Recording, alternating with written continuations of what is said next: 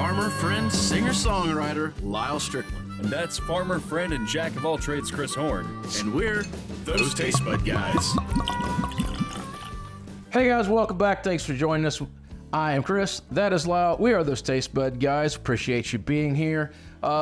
Super Bowl. It is Super Bowl Sunday for us. We're getting ready to go. Well, I don't mean like nobody else's vol. I meant like today because it's going to be watched in the future. Yeah, so you know, we're real happy right now because the game hasn't been played. So we has not started. We don't yet. know. Yes. Hey, comment down below how disappointed you think or are. Yeah, are the type you are welcome to make some fun of us if we are wrong. Real time warp. Yeah, so it's kind of odd. I know usually we call out another sponsor today, and these guys aren't actually our sponsors, but they did give us a lot of stuff, and we thought we would throw them here on the front of our table for a little bit and show them off because it was so kind to allow us to sample all their stuff. And so we're going to give James Jen a shout out there right there. And if you guys don't mind, subscribe or subskibby or whatever sign I... Check out the QR code and buy us a God, beer. that is strong. Okay, this is one of the last two From your trip to Scotland? from my trip to Scotland. Okay. This one was the most special of the bunch. Though. Bunnahabhain. I love Bunnahabhain. Yes, it is Bunnahabhain. This is a Bunnahabhain in a, let's see, is an oloroso sherry cask. Is that correct on that one? Mm-hmm. And this is one of their, kind of like the signatory, but it wasn't a signatory, but it was a special distiller's Choice. they made. And they do one every so often, like every 10 years or something. And I tried to get the 2004, and it was more money than I cared to spend. So I bought the 2014. This is number 925, and it was made or filled on 9/28/23. And I think this bottle still was like $60. So For that little one? yes. So Boy, it smells delicious. again, it's probably not going to be something you guys can get. Matter of fact, I know you can't unless you're already in Scotland. That's something to be on the lookout for. Like if you ever make the trip over, or It smells nothing like any Bunnahabhain I've ever had. not though. this bottle specifically, but these kind of special. Yeah. offs, yeah. Well, even the last one we got, a Dalmore, and it was a what do you call it? Cigar? The airport. the travel edition. Yeah, what do you call it? Stuff that's you get in the Duty free. duty-free shop at the airport. And it's pretty interesting as well, but I think it's probably not quite as special. This smells nothing like any Bunnahabhain I've ever had. No. Bunnahabhain. Little milk chocolate notes, kind of toffee. Really peat heavy and chirpy. Chirpy. Yeah, but it's bitey. It's really like nips at you. Man. Now, once I get through it a little bit, now I'm starting to get under there at the butterscotch. And you can find that sherry cask in there too. Yeah, that was definitely one. I tend to forget to describe that. Not every Scotch has it. Scotch has that level of All the ones sherry, but all the ones I've been drinking lately have that. And you're right, that sweet sherry Still note pretty is light on the nose. It's kind of brandy-esque. the peat is really high and delicate. Yeah. The particles in it seems like it's a high count. Wow. It comes through on the taste. Oh, what was I forgot to look? 60.1%. My Lord, that is delicious.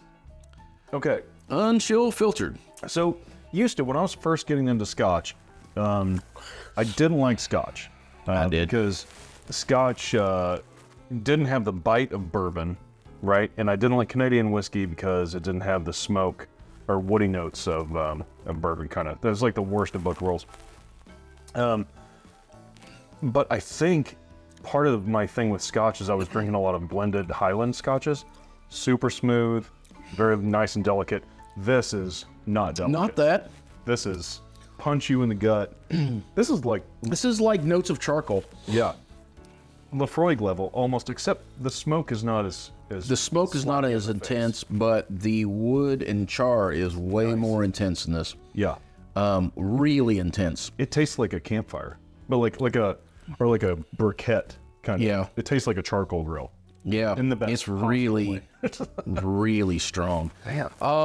Yeah, 120 proof on that. That's a lot. Have you waterbacked this? No, you just seen me open it. Oh, you opened it for the first time now? Yeah, we just opened it. Shoot. This is the first time we've Some ever. water. I think this is not. Okay, this one says Lafroig, so I don't know. This is not going to do what I probably want it to do. I don't know. It might. I'm gonna do. I'll do one and then go for another. I'm gonna wait to see what you say before I do anything. So right now, the taste on it is so intense that mostly all I'm getting is the char notes, the heavy wood, the peatiness. It makes it stronger on the bite. What did it do to it for you? It kind of brings out some caramel notes and makes it a little sweeter. There's still some bite there.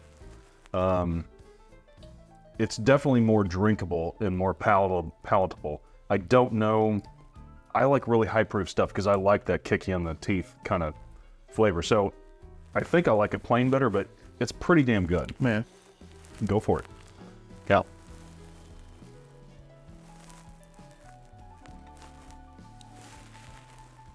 interesting. To me, it kind of gives more of that, like, It makes the back end stronger. Yeah. It makes that burn last longer on the back side of it. yeah. All right, so But it has opened up a little can you find some tasting notes in that besides caramel, char, wood? I am struggling to even find the oloroso in that. I get some orange peel kind of notes in there. On the taste, I don't get much of the sherry, but Right. still on the nose, which is pleasant. Well, I say I don't. I guess really the sherry is probably that bitterant that's on the back of it is probably what's from that, holding that to it. That kind of works like a binder almost for them char notes to hang on to. Yeah. And I kind of suspect that's where that's coming in. But man, it is so Pretty damn intense. tasty. It's hard to. It's really hard to go wrong with Bunnahabhain, I think. If you are interested in Scotch and you haven't had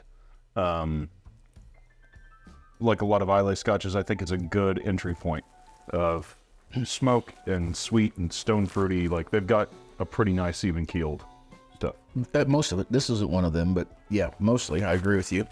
I would agree with all that. I would say we probably didn't do the best job of giving you tasting notes on this one, but also good luck trying to find one. You probably can't. We could say anything we want. You know, lilacs and roses.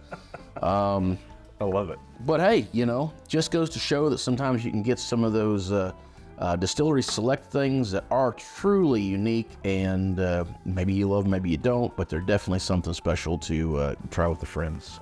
Yeah, agreed. Until next time. Whether it be the bottle of Scotch you're sharing. The Super Bowl you may have won or lost, who knows? I don't know. Go Chiefs. People you're meeting, grab a buddy and try something new. You thought you'd get me on that last one, didn't you? No. Yeah. No, I thought knew it. I thought you'd stall and wait for me to say something else.